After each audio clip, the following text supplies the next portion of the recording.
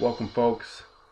LeVander podcast coming your way. In this podcast, we'll talk to you a little bit about the biggest criminal, perhaps, in all of sports, NCAA.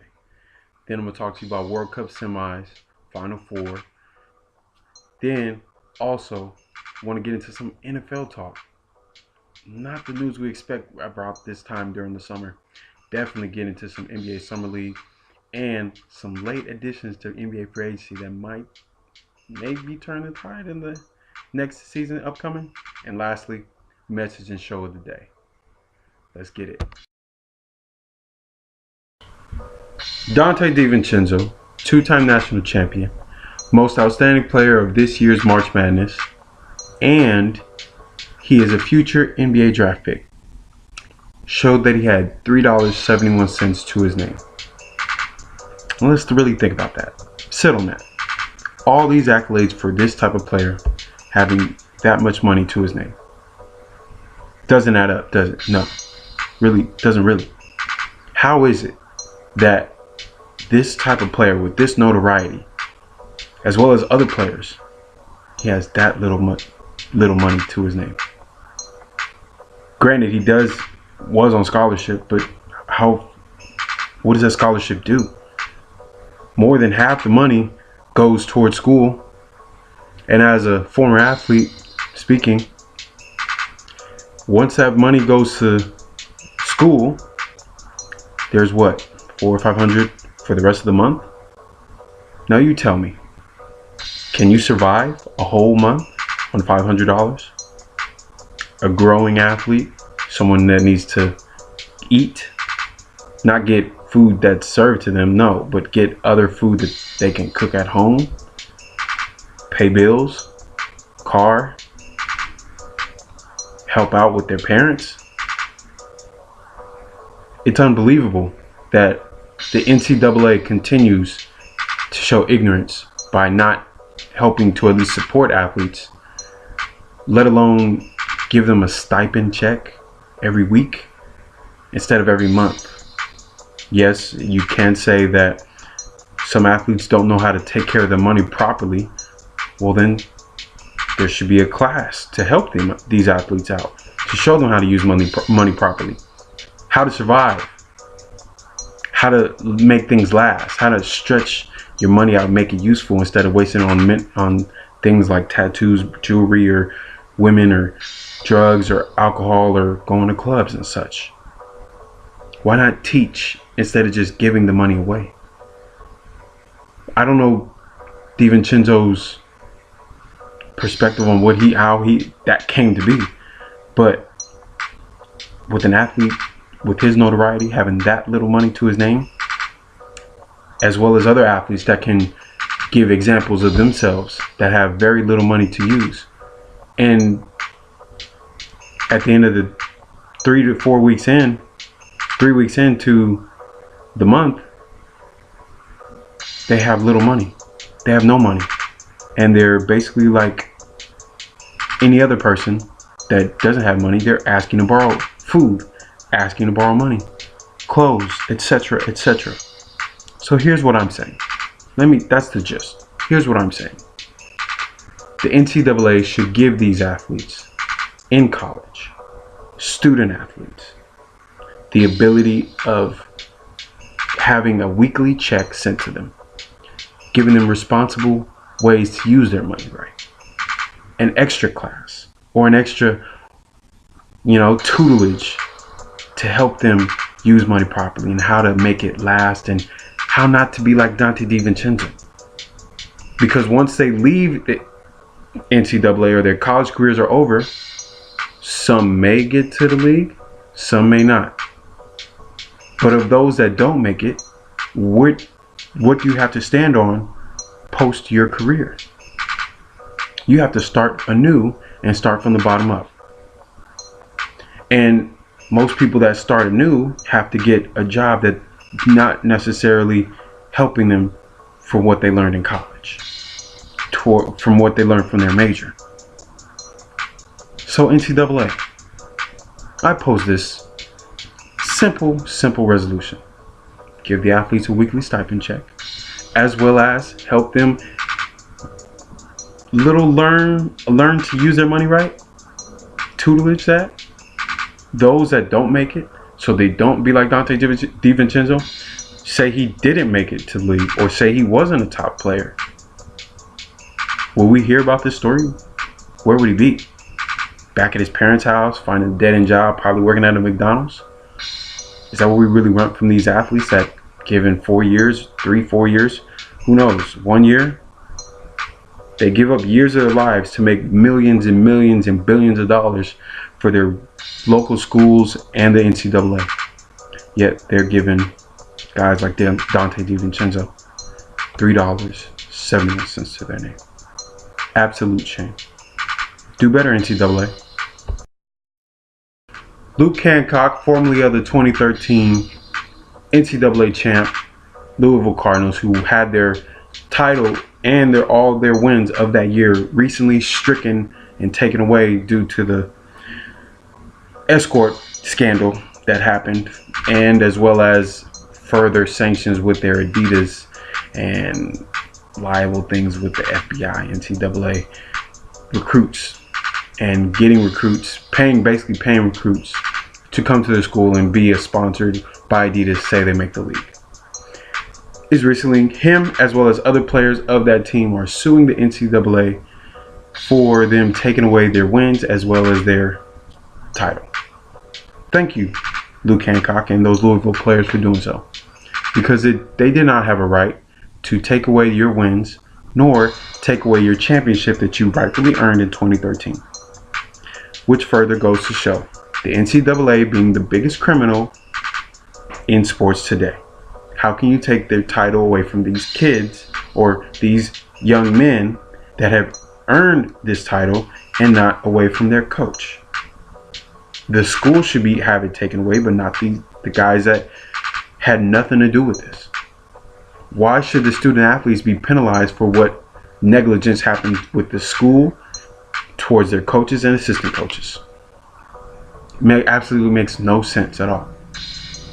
So we don't want to pay our student athletes a weekly check. Don't want to help them learn how to use their money right. Then we want to take things away from them when some of them are indirectly affected by this ruling. It absolutely makes no sense. So a big support and a big shout out to Luke Hancock and those Louisville players, as well as other players in the past that have tried to sue or go against the ruling of NCAA. But I just want to further show that the NCAA uses and abuses athletes, yet doesn't help to support them post their college careers.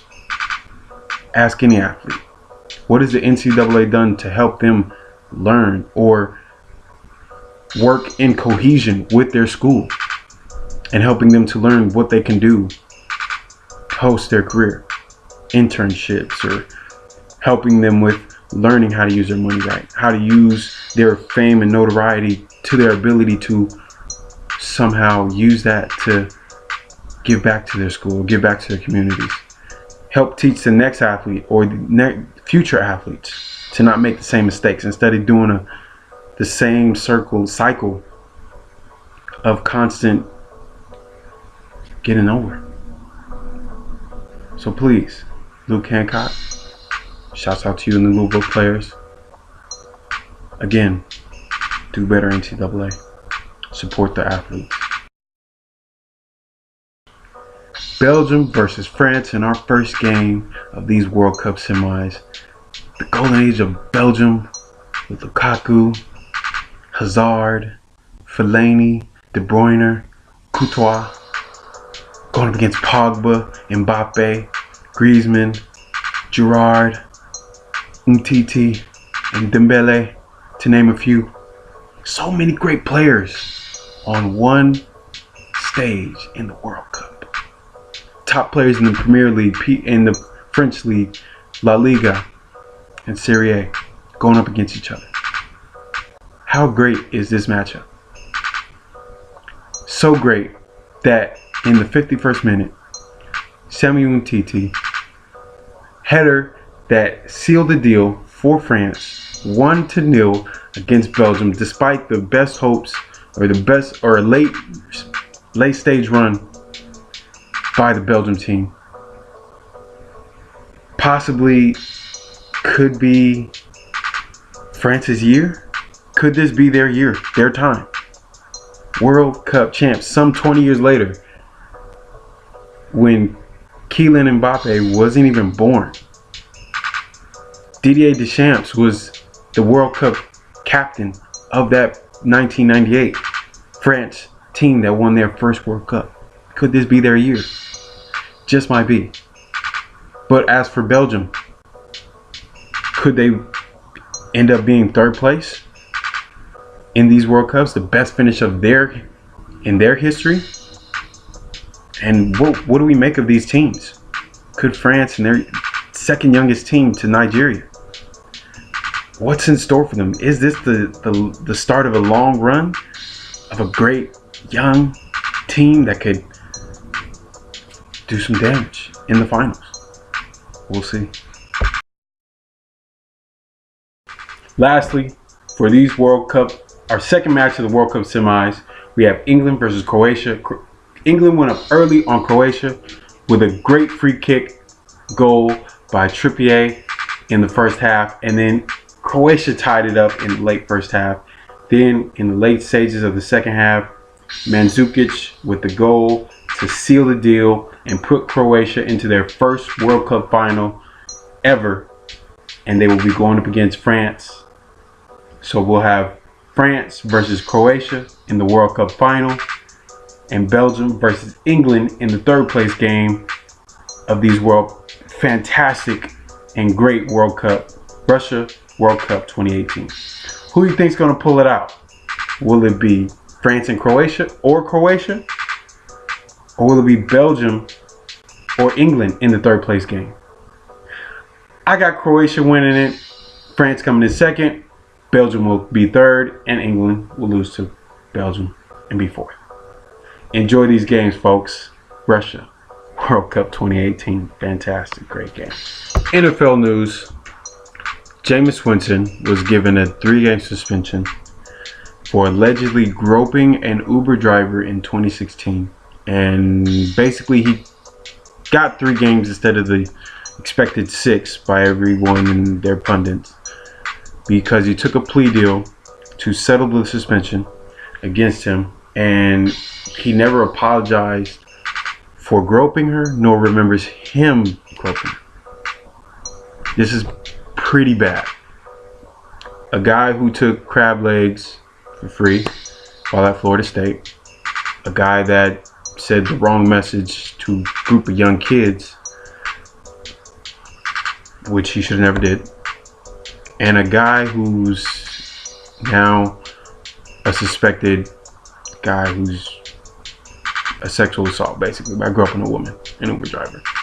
And he's had his Uber account deactivated, so he can't use Uber. How many more chances are we going to give players like Jameis Winston? Hasn't performed on the field, hasn't been healthy on the field, was in a fight last season against the Saints. How many chances can we give guys like Jameis Winston? Been in the league for a couple years now, a top pick. What is he doing? Does he not know he is the quarterback of the Tampa Bay Buccaneers?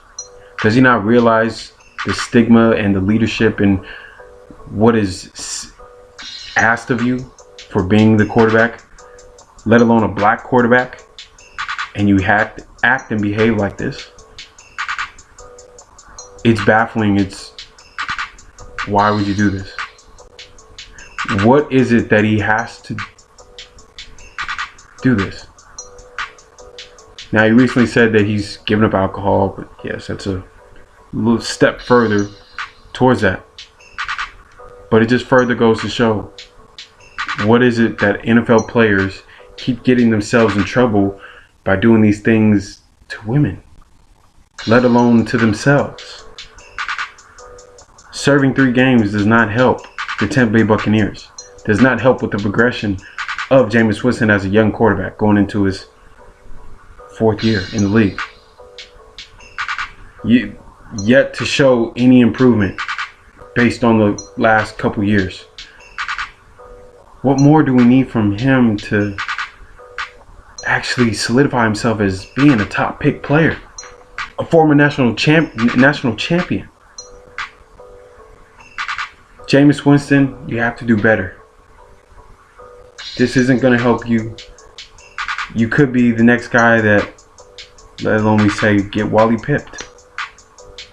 If you don't get yourself right, you don't act right in the offseason. Instead of groping a woman in Uber, you should be at home working on your game, being in the film room, because your pick status hasn't shown based on your performance. Then we have further accusations that LeSean McCoy's ex-girlfriend accuses him of beating her up, beating their son and their dog, and claims that there was a robbery. As you probably heard, LeSean McCoy is accused of beating his girlfriend, son, and their dog, and was robbed by his ex-girlfriend. Things like this sometimes come into question, but we can't always convict people in the court of public opinion. The facts must come out. The truth, there's three types of truth: her truth, his truth, and the actual truth. Yeah, and it's great to hear that LeSean McCoy denied any involvement in that, and I wouldn't see it as him doing anything like this, because it's not smart. Now, I don't want to say he did it or didn't do it, but let's just break down how it sounds. He's a top NFL running back, a great player, a player worth notoriety, who's been with social activism and kneeling for the national anthem this past season. Why would he beat his girlfriend? Ex-girlfriend at that? Estranged girlfriend at that? What purpose does that serve him to do this? But why would she just say this out the blue? As well as adding their son and their pet that they have that's living with them. This doesn't make any sense. Now, later on, when we see this, the facts will come out. We will know the truth. We'll break down what happens when that truth comes out. But if you add up all the key details and points, this does not add up as to why he would do this. Something is missing. LeSean McCoy, after he more likely should have learned from the recent mistakes of Ray Rice, Greg Hardy, that you can't do it, and Josh Brown, the former Giants kicker, you can't do these things to women anymore. And if they go unannounced or you become accused, you're seen in a different light.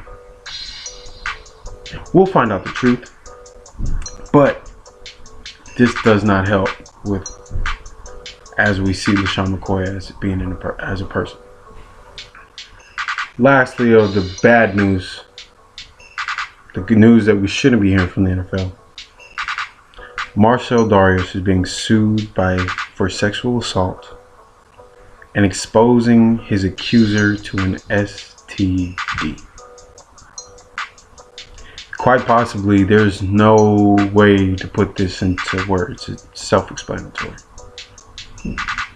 But further shows these last three things I want to talk about with the NFL. Just shows the negligence that some NFL players have towards women, let alone the NFL to dealing with some of these players for their acts against women.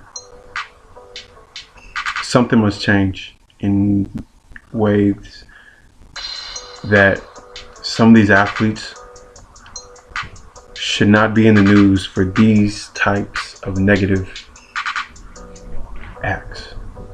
You don't hear much, if anything, of basketball players going and doing things towards women. Baseball, you may hear some. Soccer, You don't hear as many things you hear with the NFL. I pose this question to you guys. It's a question I must ask.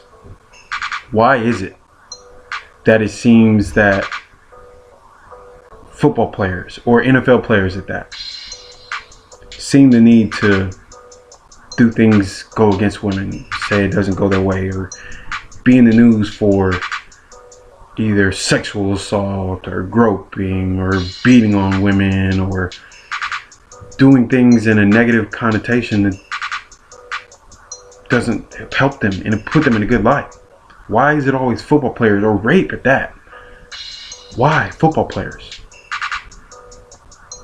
What is it that gives them this power to do that to a woman? Why is it only them and not the other athletes? Football players don't have the same, I guess you could say, fame as most other teams because they wear helmets. But why do they still feel the need to, I don't know, do things against women? They're always in the news for things against women if it's in a negative light. Why? Football players. Just a question. I just wanted to ask, why is it always football players? Sit and think on it. Let me know. Recently, we heard Todd Gurley make comments that NFL players are infuriated or mad about NBA players and their contracts, which they have the right to be. NFL players have more risk involved. They do more damage to their bodies. Their livelihood is players can get cut like that, and they must relocate in a matter of a day or two and go to a team in another state, halfway across the country. No contracts are guaranteed unless you're a quarterback or unless you're a top player. And even if your contract is guaranteed, unlike Kirk Cousins, who has a fully guaranteed, no other player's contract is fully guaranteed. Only portions of the money are guaranteed. And of that, players are basically playing for $5-10 million and have $40 million in the bank. Now, some players use their money wisely, some don't. But I just want to say this. NFL players have the right to be mad because they should have they should be smarter coming up on the next CBA, collective bargaining agreement, that they should have guaranteed contracts or be smart enough to make short-term contracts instead of long-term contracts and make sure all the money is guaranteed in those short-term contracts.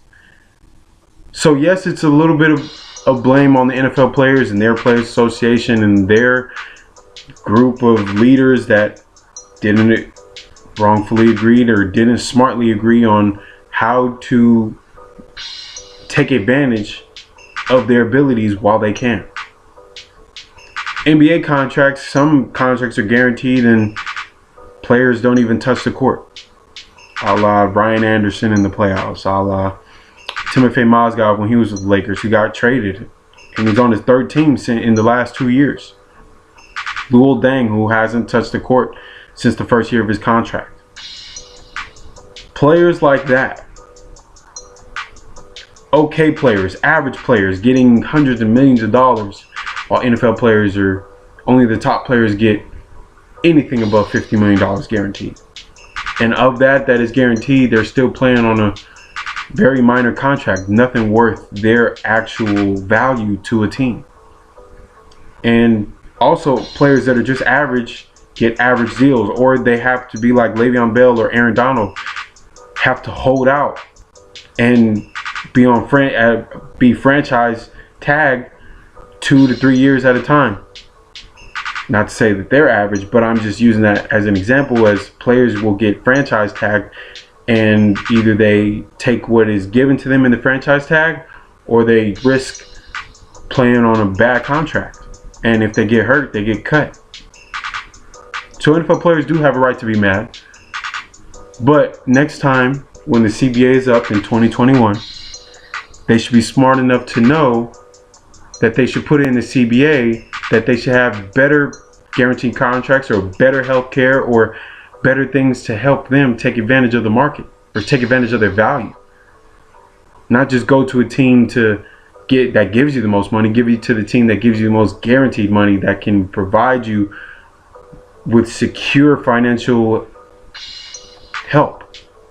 If you don't see yourself as lasting that long, or you don't see yourself as playing in the league long, and you try to take advantage of your abilities for however long you have, there's a small 3 to 7 year window that players have to take advantage of their abilities and make the most of their money.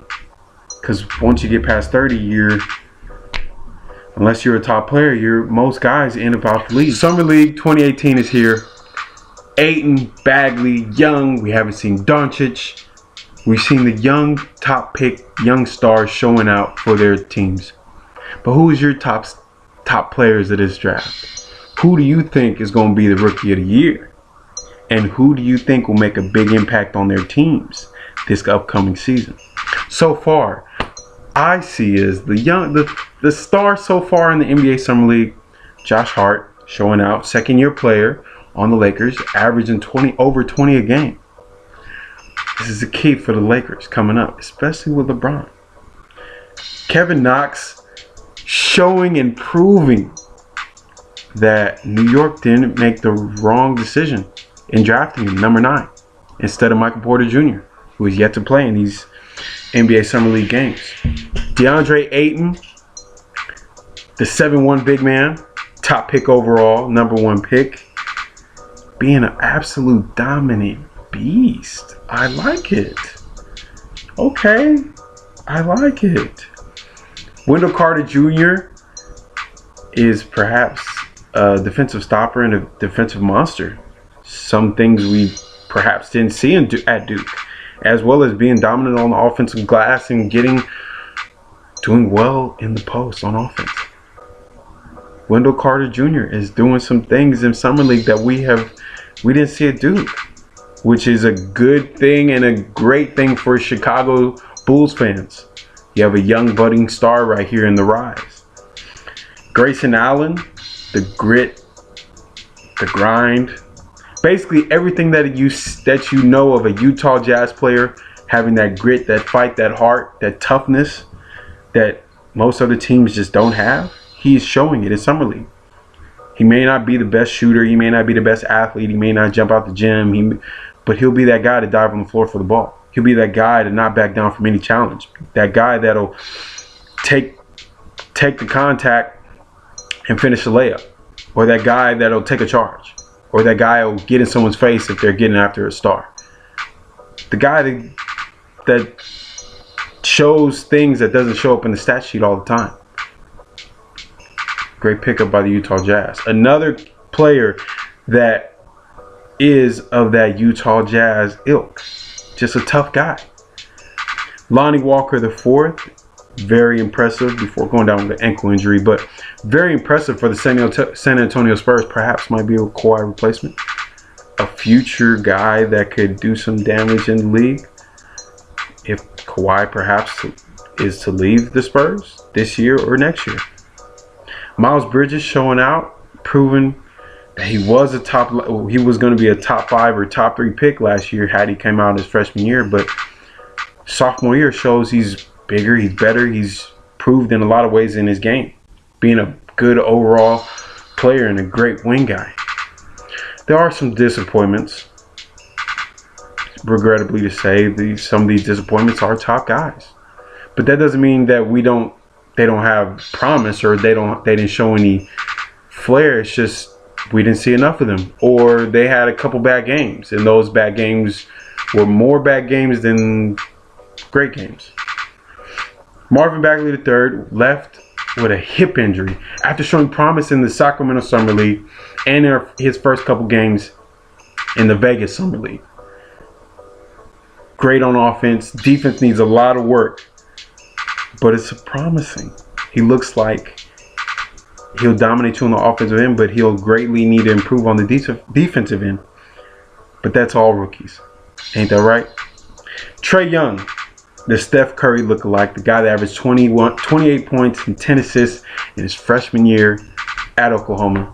leading scorer in the nation and in assists for a freshman. That's pretty good.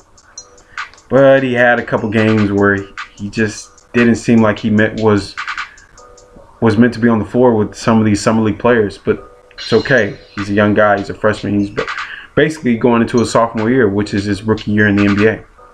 A lot of promise. Steph Curry had the same type of problems his first summer league game, let alone his rookie year.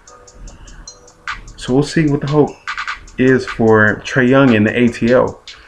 Can he bring Atlanta back up to promise? Can he be the Steph Curry in Atlanta as Steph Curry was to the Golden State Warriors? Bring a dormanted franchise and bring them up to championship glory for years to come? We'll see. And lastly, there wasn't a lot of disappointments. Not really.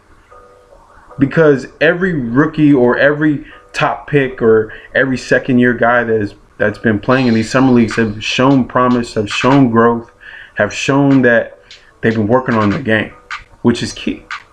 And it just shows that this year is going to be so great. Young budding stars, great players, the dominant Western Conference, a wide open Eastern Conference. But lastly, last disappointment I have, where's Luka Doncic? Everybody wanted to see the Slovenian young 19-year-old kid that is probably the most decorated European basketball athlete. I mean, I say European athlete ever, but decorated basketball athlete ever, quite possibly. Why haven't we seen him? Granted, he did just finish his league in La Liga, winning another title, but we all wanted to see Luka Doncic and what he is and how he matches up against some of these young budding stars, starting out rookies. Just overall, want to see how he plays in person instead of what happens over at La Liga. See him against real competition. Just a disappointment not to see him. That's it. Not that he doesn't have potential or nothing. It's just we want to see him. What do you guys think? Who are your stars? Who are your disappointments? What teams are you excited to see based on their draft picks? It's going to be a fun year, as I said before. Lastly, NBA news and a little bit of free agency news is that Carmelo Anthony and the OKC Thunder have yet to find him a trade partner to take on his money and his deal. So in all hopes, it's going to be that we'll see Carmelo Anthony bought out and become a free agent. And when he becomes a free agent, only teams that seem like they're likely candidates to add the all-star player or the former all-star player is Houston Rockets, the Miami Heat, the Philadelphia 76ers, or the Lakers, or maybe the Golden State Warriors, if they want. But this is kind of sad that we must see or be subjugated to the last best we'll see of Carmelo Anthony. He's not even, last year he was ranked the top 67 player in the league. Now he might not be top 100 maybe, let alone top 150 player in the league. And it's just sad that we see the great Carmelo Anthony being treated as a guy that's just average. A guy that can't stay healthy, a guy that doesn't want to play defense, a guy that's missing open shots, and we've never seen Carmelo just miss a wide open shot and not take it, or have an open shot and pass the ball to an open guy. It's just sad that this is the last we'll see of the great Carmelo Anthony. But for those teams that do or want his services, what will he bring to the team? He'll be a great pickup for either the Miami Heat or the Houston Rockets, especially the Rockets, as they seem to have no more small forwards, as Trevor Ariza signed with the Phoenix Suns and Luke Richard Mbamute signed with the Clippers for another year. A great pickup for the Rockets, but will we see this same Carmelo Anthony as we did in OKC, passing up open shots, not making his open shots, being lackadaisical on defense? We'll see. I hope Carmelo can get on a team to be a contender, actually get that ring that he's been missing ever so much. Also, Isaiah Thomas, 2 years ago was an MVP candidate, scoring almost 30 points a game. Guaranteed to get at least $100 million contract deal. Has signed a 1-year, $2 million deal with the Denver Nuggets. Boy, has he fallen so far. And it's sad because he was the last player picked in his draft. Number 60. Guaranteed almost $100 million contract. Played through a hip injury. Didn't get surgery on his hip. Tried to rehab his hip. Came back not even 100%. Played through it. And he's getting minimum deal, veterans minimum contracts. Sad that a great player like him, a guy with so much heart, a guy that dropped 50 points in a game after losing his sister, is subjugated to the veterans minimum. So this is a sort of a message to athletes out there, or to young athletes, or anybody that wants to, not make the same mistakes as Isaiah Thomas did. Take care of your bodies. If you need to go under the knife, you have to. Don't try to rehab and play through something and get traded to a team, and now you're making veterans minimum contracts, and you might not even get anywhere near $100 million. He might not get anywhere near $100 million contract. Maybe $50 million. But such a great player who clawed his way to the top, and then go all the way down because he didn't take care of his body. Take care of your bodies, folks. Athletes out there, especially NBA players, get your money while you still can. You don't want to be like Isaiah, be at the top and all the way at the bottom now. Not that he's at the bottom, but $100 million to $2. Lastly, and kind of surprising, Jimmy Butler turned down the Timberwolves 4-year, $110 million extension that he was given.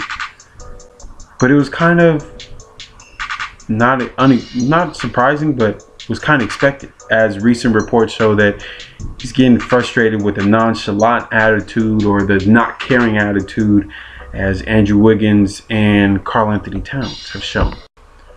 What does this mean for Jimmy Butler of next year when his contract is up and he becomes a free agent? Will he go to the Lakers? Will he sign with a contending team? What does this mean for Minnesota? They traded for Jimmy Butler last year, gave up Zach LaVine for Jimmy Butler in the trade, and Chris Dunn, and picks. Did their run just close that much quicker because there's a growing tension between Jimmy and the young players that they've drafted in Towns and Wiggins? What does this mean for Tom Thibodeau, Tibbs? How is he going to keep this team together, this pretty talented team? Without Jimmy Butler, this team doesn't make the playoffs. And it's shown when he went down with an injury. They were third in the West, then they moved all the way down to 8th place, fighting for basically a play-in game. It further shows the value of Jimmy Butler, and also it shows that Jimmy Butler might have a reason for rejecting that $110 million offer. Lastly, message of the day that I have to give to you guys today is, don't fall in love with people, fall in like with people. To me, that basically is self-explanatory, as nowadays people fall in love too fast and get their hearts broken. Instead, not just out of love, just in general, as people that you meet on a daily basis, or people that you meet at work, or everyday people that you just meet. Don't fall in love too fast with people and get your hopes up for people that may bring them down. Fall in like with people. Like people at first and grow to love them. Make it a gradual climb. Too many days, as you see on social media every day, or you may hear from your friends, that people put their hearts into everything. And then they put up this wall that shields them away from other people that genuinely mean good, and put this whole wall up around their bodies where people can't talk to them. They have some type of stigma towards this certain group of people, and it's just sad. People shouldn't feel that way. People shouldn't live like that. As to being put in a way that they can't be around people, or they can't talk to people, or feel, and they'll feel something of their past that affects them currently. Fall in like with people. Like people, get to know them, but don't fall in love too fast. Don't, if you meet someone new, or you meet someone at a party, or you have a great conversation, fall in like with them. Get to know them before you get married, or in a couple months, or 20-something days. Like, then love. Grow to love.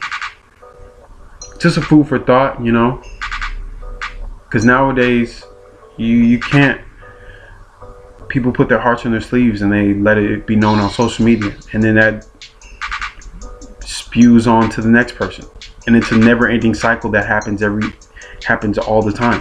Someone breaks someone's heart, they break another person's heart, and then they keep going and on and on, and then you have the next person with a broken heart. Another person puts a wall up and meets a great person, and that person can't get in, or can't feel the same type of genuine affection towards that person because they have this wall up, but they mean well.